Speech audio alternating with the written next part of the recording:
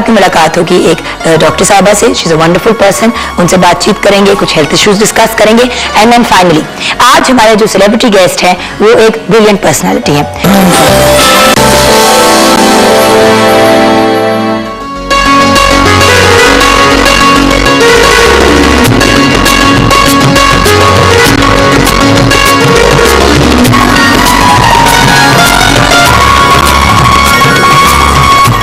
Welcome back from the break viewers. जैसे कि मैं आपसे शुरू से प्रॉमिस कर रही हूँ, आज हम आपके एक बहुत रिनाउंड डॉक्टर से मुलाकात कराएंगे। डॉक्टर साहबा जो हैं वो गायनेकोलॉजिस्ट हैं, IVF फिजिशियन हैं, first female andrologist in Pakistan है and first associate in international global teaching programme है। अस्सलाम वालेकुम। वालेकुम अस्सलाम। आपकी एक तो जो एक्सप्लेनेशन थी वो इतनी औखी थी कि आधी बातें तो मुझे खुद नहीं समझ आई, मैंने बोल तो दी। नहीं, आपने बड़ा खूबसूरती से बोली। गायनेकोलॉजिस्ट समझ आ गई, मगर बाकी जो एक दो चीजें मैंने कहा यानी ये तो बड़ी हाई एंड चीज, हाई फाई नहीं होती बात है।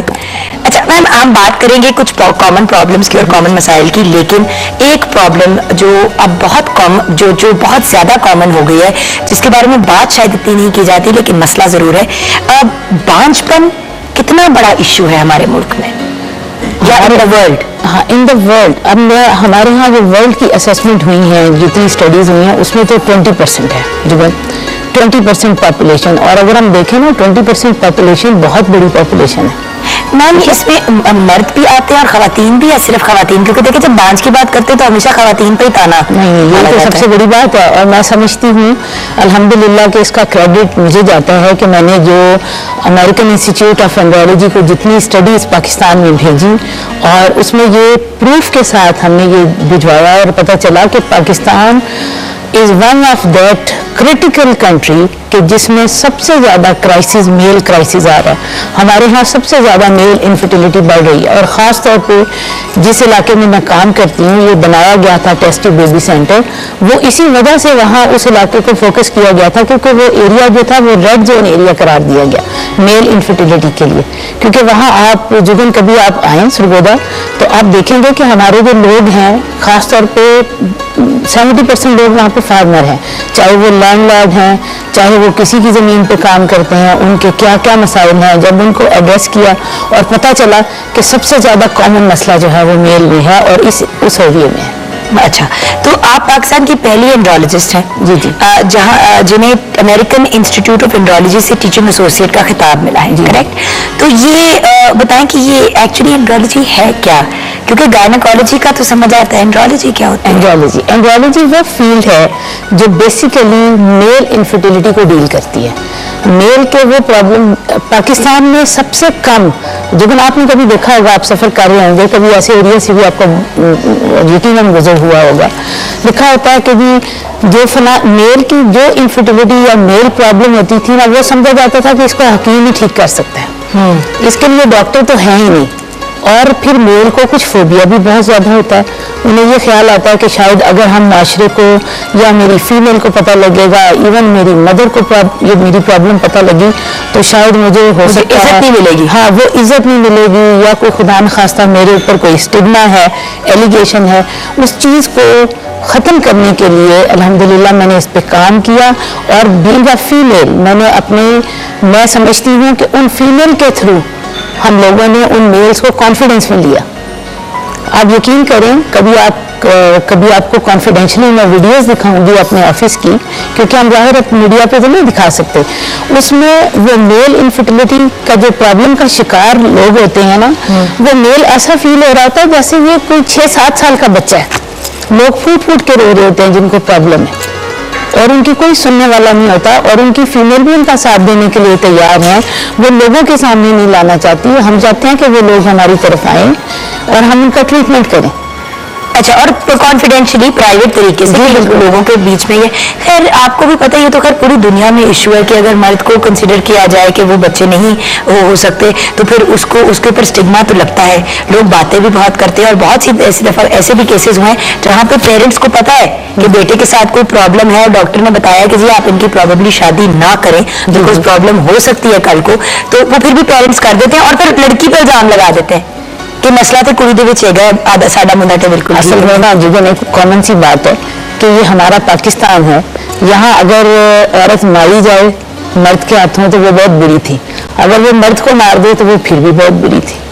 ठीक है, दोनों सूरतों में तो ये प्रॉब्लम तो है। कैच 22 है, तो उसमें प्रॉब्लम तो फीमेल का है, लेकिन मैं चाहती हूँ कि फीमेल भी हर जुल्म अपने ऊपर ना लें। लेकिन आपने एक बात यहाँ पे बड़ी इंपॉर्टेंट रेज की डॉक्टर साहबा, जिसके बारे में खवातीन को सोचना चाहिए कि अगर खुदा न खास्ता इस किस्म का मसला आपके जाने वाले भाई में, फादर तो नहीं हो सकता है, बट भाई में हो या बच्चे में हो या अपने हस्बैंड में हो, तो आपको सपोर्ट करना चाहिए।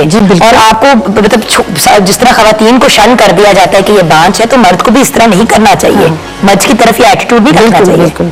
और जिगर मुझे इस चीज़ का बड़ा फायदा हुआ कि मैं फीमेल थी, मुझे पहले लगता था कि शायद मेरे पास मेल इनफर्टिलिटी कैसे आएगी। अब मेरे पास कोई भी मेल अकेले ऑफिस में नहीं आ सकता अपनी वाइफ के बगैर। अब क्या होता है कि बहुत सारी वाइफ वो अपनी वाइफ के साथ ज़्यादा कॉन्फिडेंस फील करते हैं मेरे पास आने में। उन्हें ऐसा फील होता है कि अगर हम किसी मेल को प्रॉब्लम बताएंगे तो पता नहीं हमारी प्रॉब्लम बाहर ना जाए, ये मेरी वाइफ का, मेरा और डॉक्टर का एक ट्रायंगल है, ये बात यहाँ से लीक नहीं होगी। और मैं समझती हूँ कि ये एक बहुत इम्पोर्टेंस थी इस चीज से बात करते हुए मर्द इनसिक्योर भी नहीं फील करता ना, क्योंकि कॉम्पिटिशन का लेवल भी नहीं होता ना। उसकी बड़ी वजह क्या है कि मेरे पास ज्यादा मेल इनफर्टिलिटी क्यों आती है, उनका भरम रह जाता है।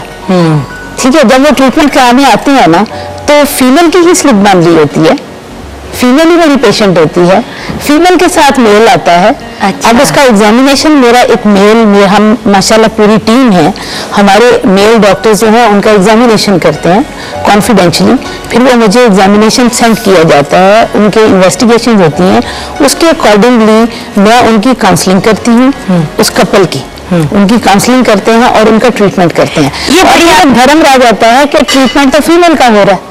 अच्छा, अब आगे जरा सा आते हैं, औरत की सेहत के इश्यूज जो हैं वो हमारे गांव विलेजेस वगैरह में काफ़ी ज़्यादा होते हैं, जिनको बहुत ज़्यादा इग्नोर भी कर दिया जाता है। तो इस इशू को हाईलाइट कैसे किया जा सकता है?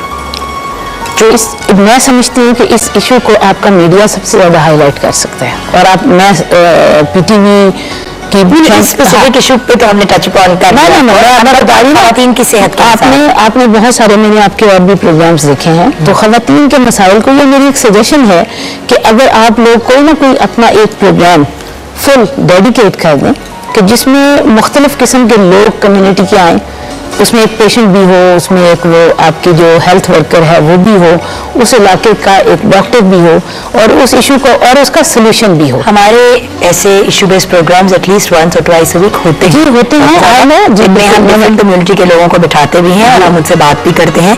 एंड जब कोई अगर विलिंग हो फॉरवर्ड आने के लिए तो हम पेशेंट्स भी अपने साथ बिठाते हैं। और इसीलिए हमने आपको भी आज बुलाया, बिकॉज ये एक ऐसा टॉपिक है जिसपे अनफॉर्चुनेटली हम ज़्यादा लोगों को नहीं बुला सकते, बिकॉज वो उनके लिए बट फीमेल हेल्थ से रिलेटेड वो कौन से मसाइल हैं जो आपको लगता है हमारे गाँव वगैरह में कॉमन है लेकिन इग्नोर होते हैं? सबसे ज़्यादा आज से सदियों पुराना यही मसला चलता आ रहा है। और मैं कहती हूँ कि अगर आज के दौर में भी ये इंटरनेशनली मैं ये डिस्क्लोज करूँ ना कि वो औरत जो आज से कई सौ साल पहले भी पीपीएच से ब्लीडिंग से, पीपीएच मीन के डिलीवरी के बाद इतनी ज़्यादा ब्लीडिंग हुई कि उसको वो लोकल दाई या लोकल हेल्थ वर्कर कंट्रोल नहीं कर सकी और वो औरत की डेथ हो गई। तो ये तो हमारे लिए बहुत ही एक अलमिया है ना कि हम इसको कंट्रोल डिस्करेज करती हैं दाई और लोकल हेल्थ? बिल्कुल भी डिस्करेज नहीं करते। मैं समझती हूँ कि हमें उनको क्रिटिसाइज करने की बजाय हमें टीचिंग प्रोग्राम्स हर डॉक्टर को, जो हर इंसान जो है वो अपने अंदर एक उसकी गवर्नमेंट है। हम क्यों देखते रहते हैं कि गवर्नमेंट हमारी हेल्प करे? गवर्नमेंट कितनी हेल्प कर सकती है?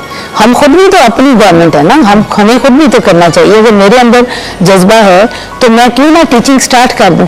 अल्हम्दुलिल्लाह इस वक्त जो मेरा एंड्रोलॉजी इंस्टीट्यूट ऑफ पाकिस्तान है सरगोदा में, हमारे पास बहुत सारी दाइज, हेल्थ वर्कर्स इस चीज़ की इनफर्टिलिटी की भी ट्रीटमेंट ले रही हैं, how to deal with infertile patient, how to deal with PPH, कि अगर फीमेल को डिलीवरी में प्रॉब्लम हो गया आपने उसको कैसे डील करना, आप उनकी ट्रेनिंग करें, क्योंकि हर औरत का हक है कि वो अपने घर में डिलीवर हो।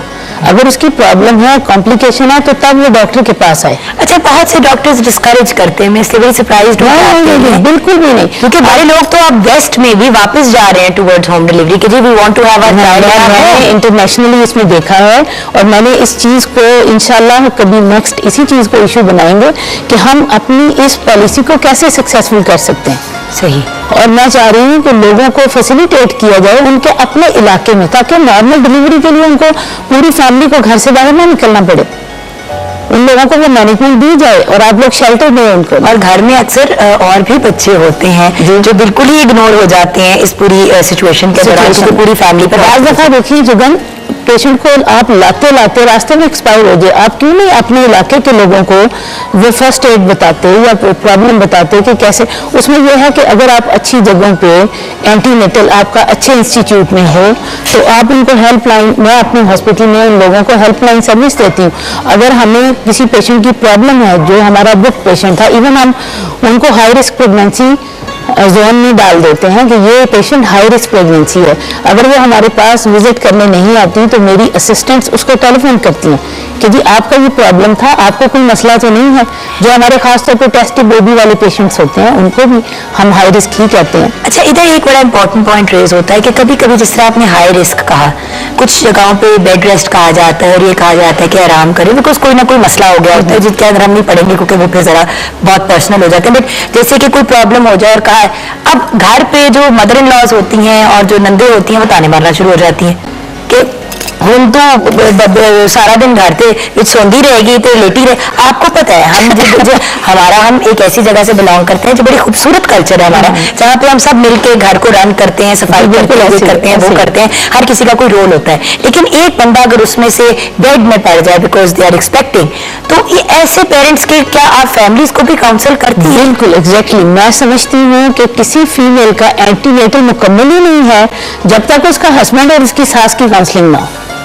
उनको बताया जाता है कि देखिए आपके ज़माने में हमेशा कहेंगी हमारे साथ तो ऐसे नहीं हुआ, बड़ी आसानी से मेरे बच्चे पैदा हो गए, मेरा तो कोई ऐसा प्रॉब्लम नहीं था।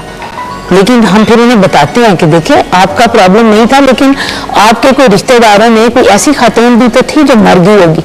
वो कहती है हाँ फलाने की डेथ हो गई थी। फिर मैं उन्हें बताती हूँ कि ये इनको ये प्रॉब्लम है, अगर आप ये नहीं करेंगे तो आपके बच्चे की भी डेथ हो सकती है, माँ के पेट में डेथ हो सकती है, मदर का प्रॉब्लम हो सकता है। तो बेहतर है कि आप टाइम पे आए। अगर उन्हें अच्छे तरीके से जब काउंसलिंग की जाए ना लोगों को, तो लोग इसको मानते हैं। अब इधर एक और पॉइंट, हस्बैंड की सपोर्ट आपकी नजर में, बिकॉज देखें आप तो अब दोनों एरियाज को कवर करती हैं। जी जी। शौहर की सपोर्ट कितनी इंपॉर्टेंट होती है अगर दोनों में से किसी में बांझपन हो? बिकॉज एक बात याद रखिएगा कि कभी कभी ये भी होता है कि फैमिली पुश करना शुरू हो जाती है कि भी लड़के की दूसरी शादी कर दें, औरत बेचारी खुद कहना शुरू हो जाती है अगर वो उसमें खुद में प्रॉब्लम है। ऐसे केसेस में आप क्या कहती हैं? क्योंकि देखें ना, अब जुल्म है कि चलें अब शादी हो गई, अब एक चीज है उसका शायद हल अगर नहीं भी है तो फिर इंसान क्या करे? देखिए शादियां टूट जाती हैं, घर तबाह हो जाते हैं। मैं समझती हूँ कि जो फीमेल इस प्रॉब्लम का शिकार है ना, उनके ऊपर जो मैं जिस कल्चर के लोगों को, पाकिस्तान के लोगों को डील करती हूँ, उसमें अगर तो फीमेल में प्रॉब्लम जब निकल आई है ना, तो वो उस पर पैसे लगाने को बहुत कम मर्द होंगे तैयार होंगे। वो दूसरी बात है, उससे बेहतर है डॉक्टर साहब 2-2.5 लाख रुपया लगा के आपके पास टेस्टी बेबी कराना है, इतने तो हम दूसरी शादी कर लेंगे, ठीक है। और आपको टेस्टी बेबी के बाद भी आप कहते हैं कि 40% सक्सेस है इसमें, तो ये हमारे लिए ज़्यादा आसानी है। तो हमने इस चीज़ को करने के लिए मैंने अपने टेस्टी बेबी सेंटर में ये लोगों को फैसिलिटी दी है कि जो फीमेल, अगर फीमेल फैक्टर है, औरत बांझपन का शिकार है, तो उसको उसकी फ़ी हाफ कर दी जाती है टेस्टी बेबी में, क्योंकि मैं समझती हूँ कि वो औरत डिपेंडेंट है, जस्ट इसीलिए ताकि लोग जो उसका मर्द है उसका साथ दे, उसका हस्बैंड उसका साथ दे। ये तो एक टेक्निकल साइड होगी। मैं बात कर रही हूँ from a doctor's, from a human perspective. आप क्या कहेंगी कि ऐसे लोगों को आप क्या कहेंगी कि अगर शादी करनी चाहिए? क्योंकि वो मैं कह रही हूँ ना कि वो बड़े घरों में मैंने देखे और उसके बाद भी बच्चा नहीं होता, कभी कभी तो ये भी होता है। देखिए होता तो है, लेकिन इंसान की अगर आप शादी का मकसद लें इस्लामिक पॉइंट ऑफ व्यू से, तो वो मसला इंसानी की तोसी है ना, ठीक है। तो आपका एक नेचुरल डिजायर है, औरत में भी है मर्द में भी है। मैं समझती हूँ कि अगर औरत में कोई ऐसा इरिवर्सिबल प्रॉब्लम आ गया है तो वो ये सोचे कि जो हुक्म मेरे अल्लाह ने दिया वो उससे बढ़ के तो नहीं है ना, हमारी किसी सोच से बढ़ के तो नहीं हो सकता। अगर अल्लाह ताला ने उसको इजाज़त दी है कि वो एक वक्त में दूसरी शादी एक शरई उज़र के तहत कर सकता है, तो वो थोड़ा सा दिल बड़ा करे और हस्बैंड भी अपने आप को वो ख्याल रखे कि जी मैंने दूसरी बीवी दी, उसका बल्कि उसका रिवार्ड ज़्यादा है जिसने उसको इजाज़त दी है। अच्छा, now one more thing, when a woman is expecting a child, मर्द का उसकी तरफ बिहेवियर क्या होना चाहिए?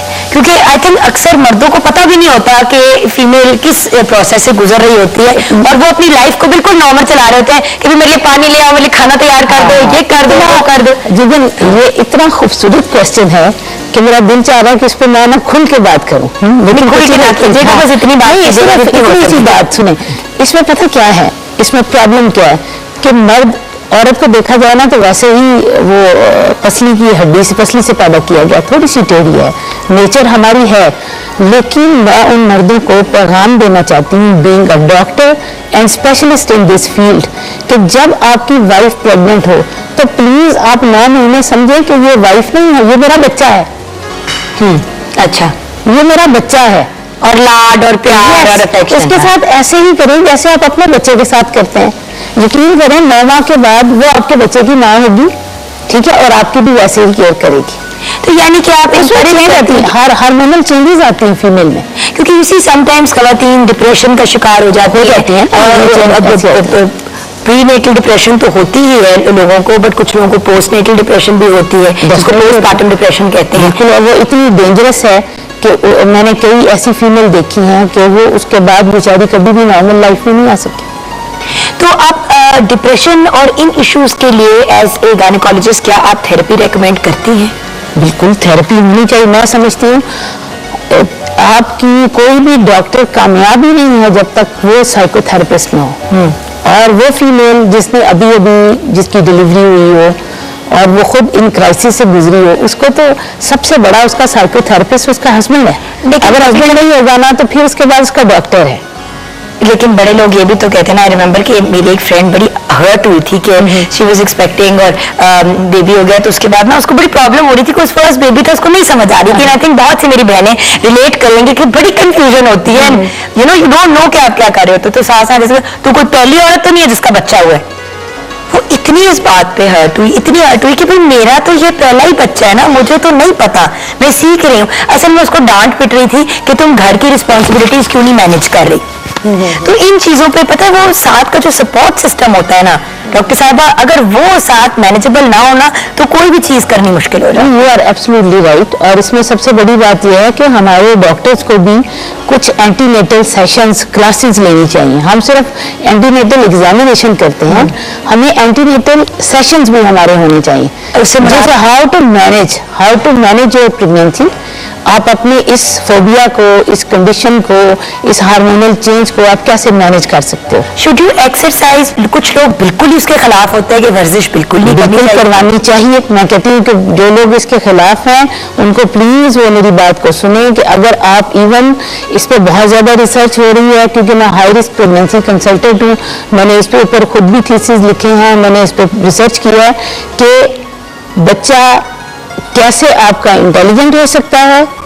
ये बड़ी इंपॉर्टेंट चीज़ है इसको समझना कि आपका बच्चा आपकी, जब आप उस दौर में हैं कि वो अभी आप कैरी कर रहे हैं उस बच्चे को, अभी वो डिलीवर नहीं हुआ, इस दुनिया में नहीं आया, तो उसको आप किस तरह इंटेलिजेंट करने के लिए क्या डाइट होनी चाहिए, बच्चे के लिए कैसे आप एक्सरसाइज करके उसको ज़्यादा स्पेस दे सकते हैं, उसको किस तरह ऑक्सीजन परफ्यूजन, अगर आप कुछ एक्सरसाइजेज हैं उससे आपकी ऑक्सीजन सैचुरेशन बेहतर होती है, उससे आपके बच्चे का कॉम्प्लेक्शन क्लियर होता है, उससे आपका बच्चा खूबसूरत पैदा होगा, बच्चे को कॉम्प्लिकेशंस नहीं होंगी। उसको बाद में जो आप लोग नर्सरी में ले लेके फिरते हैं इधर उधर डॉक्टर्स के पास, वो आपके विजिट्स कम हो जाएंगे और ये एक्सरसाइज की बदौलत हो सकता है।